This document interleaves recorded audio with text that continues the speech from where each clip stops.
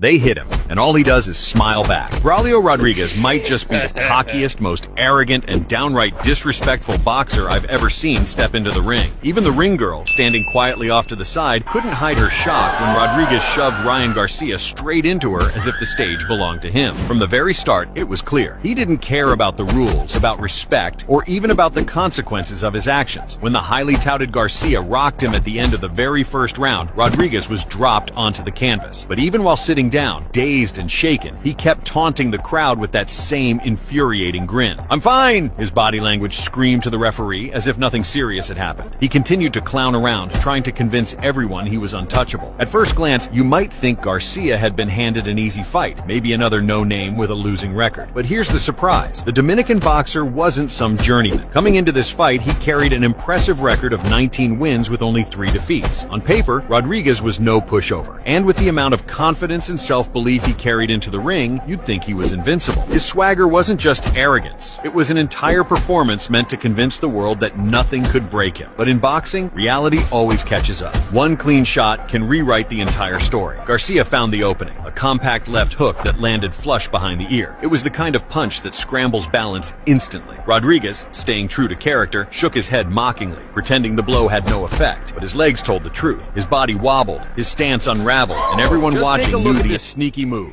This is Caleb Plant, an undefeated super middleweight champion who not only knew how to fight, but also mastered the art of getting under his opponent's skin. He was known for his cockiness, bold antics, and dirty tactics. At press conferences, he didn't just talk, he provoked. But at some point, it seemed like he started believing in his own invincibility, and that turned out to be his fatal mistake. Unfortunately for him, a true nightmare of professional boxing had entered his division, Saul Canelo Alvarez, a man who doesn't need loud words. He speaks with his fists. At the pre-fight press conference, the tension was already running high. It seemed like things couldn't escalate further until one of the fighters decided to throw fuel on the fire. Everyone instantly understood. Alvarez had entered fight mode long before the opening bell. Plant seemed to think his mind games had worked. He believed he had gotten into Canelo's head and was already winning the battle before stepping into the ring. But he forgot who he was dealing with. Standing in front of him wasn't just a champion, it was the pound-for-pound king, a man who had made a career out of punishing those who mistook arrogance for confidence. Caleb's undefeated status had clearly gone to his head.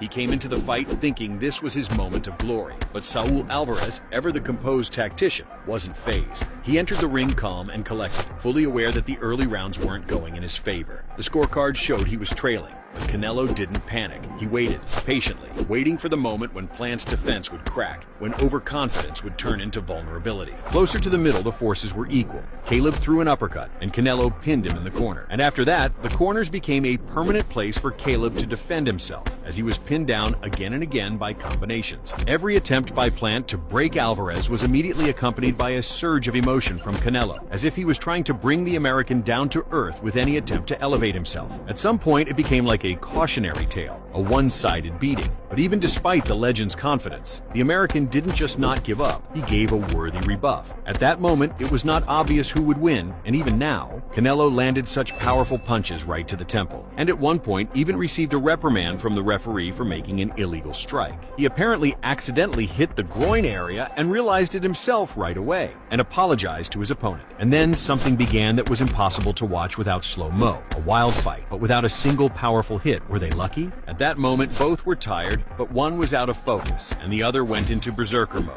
fight or die. Plant started making fun of Canelo. By the way, it was in vain, because Alvarez was not in a state to tolerate ridicule. He moved forward. Plant was literally getting burned by Canelo's punches, but Alvarez needed to finish the fight. That moment came in the 11th round. Alvarez started to close in. With a series of short, precise combinations, he dropped Plant to the canvas. The arena erupted. Caleb struggled to his feet, signaling he could go on. But Canelo had no intention of giving him a second chance. Another lightning-fast assault, and Plant went down again. You are a YouTuber. You ain't a boxer, mate. It was the ultimate clash of two worlds. On one side stood Jake Paul, a loud, brash YouTuber-turned-boxer who had built a reputation on knockouts, controversy, and viral call-outs. He wasn't just a social media star anymore. He was a self-proclaimed problem child of boxing. And this time, Jake wasn't calling out retired basketball players or 50-year-old legends from another era. He was stepping up. He promised to expose and destroy destroy a real boxer. And standing across the ring from him wasn't just a boxer. It was Tommy Fury, a name carrying weight far beyond his own record. Tommy wasn't born into fame. He was forged in it. From childhood, his life was gloves, sweat, and sparring. While others played games, Tommy was sharpening his skills in the gym, learning the art of war from one of the toughest families in the sport. He wasn't a meme, he wasn't a stunt, he wasn't made by internet clicks or marketing hype. Tommy was the real thing, a fighter raised on discipline, molded by legacy, and built for nights like this. And on the other side of the ring stood a man who had no business being there. At least, that's what everyone thought. Jake Paul, the YouTuber turned fighter, the walking headline, the internet's favorite villain. But behind the sunglasses, the trash talk, and the viral knockouts, there was something real. A work ethic that never quit, a chin that hadn't cracked, and a record that was impossible to ignore. He wasn't just stepping into the ring for views anymore. He was stepping in to prove he belonged. In the lead up to the fight, Jake ran his mouth like never before. He oozed confidence, dared to talk legacy, and even proposed a brutal wager. Let's bet our entire fight purses. Loser walks away with nothing. The world watched as the challenge hung in the air. Tommy hesitated, not because he lacked confidence, but because he sensed the trap. And just when it seemed like Tommy might agree, his father, John Fury, stepped in like a lion, barking through the press conference, reminding his son to fight in the ring, not in the circus. Then came fight night, and all the talk, all the trash, faded the moment the bell rang. From the opening seconds, Tommy came forward with something Jake hadn't truly faced before. Pure professional pressure, tight stance, disciplined combinations, sharp jab. Fury wasn't there to play influencer games. He was there to box, to show Jake the difference between exhibition knockouts and real skill. It didn't take long for Jake's confidence to start crumbling. Gone was the cocky grin, the showboating. With every round, Tommy landed cleaner, moved smarter, and reminded everyone that boxing isn't a content strategy. It's a craft. Jake, who had once steamrolled aging legends and overhyped debuts, now looked confused, cornered, and outclassed. And the irony? The same man who had tried to bet it all was now visibly grateful he hadn't. Because had Jake signed that deal, had he really put his purse on the line, the night would have ended not just with a loss, but with the biggest regret of his career.